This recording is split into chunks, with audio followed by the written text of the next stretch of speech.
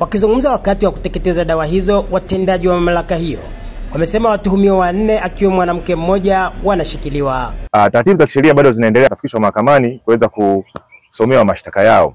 Nipende kutoa rai kwa wananchi wote hususan wa kanda kaskazini kutojihusisha na biashara na matumizi ya dawa za kulevya. Kila siku wanabadilisha mbinu.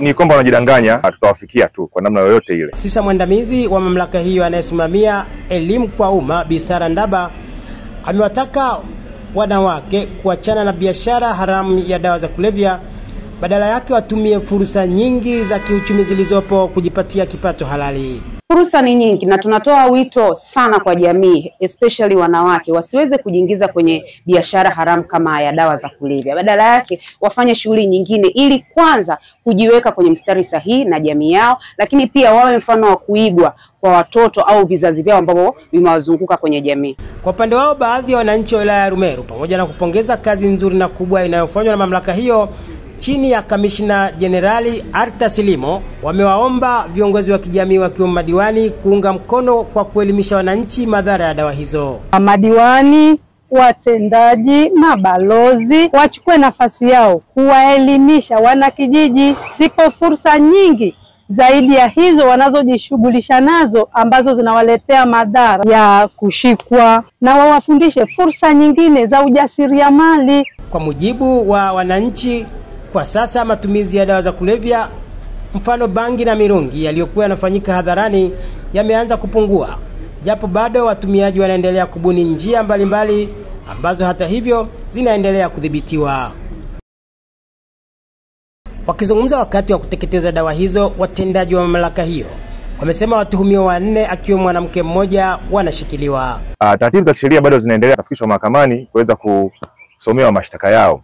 Nipende kutoa rai kwa wananchi wote hususan wa kanda kaskazini kutojihusisha na biashara na matumizi ya dawa za kulevya.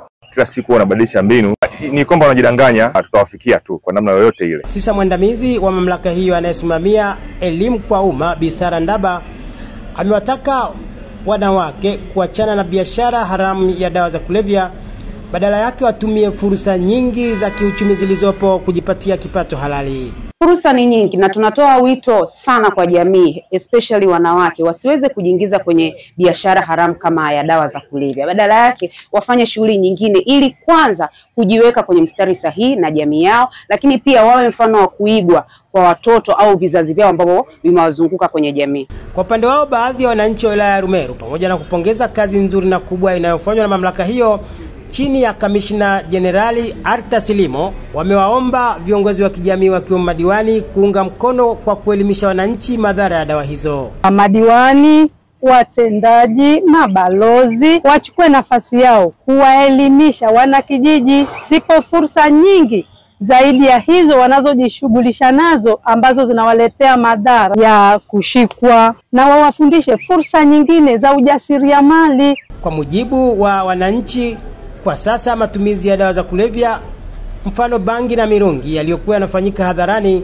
yameanza kupungua, japo bado watumiaji wanaendelea kubuni njia mbalimbali ambazo hata hivyo zinaendelea kudhibitiwa.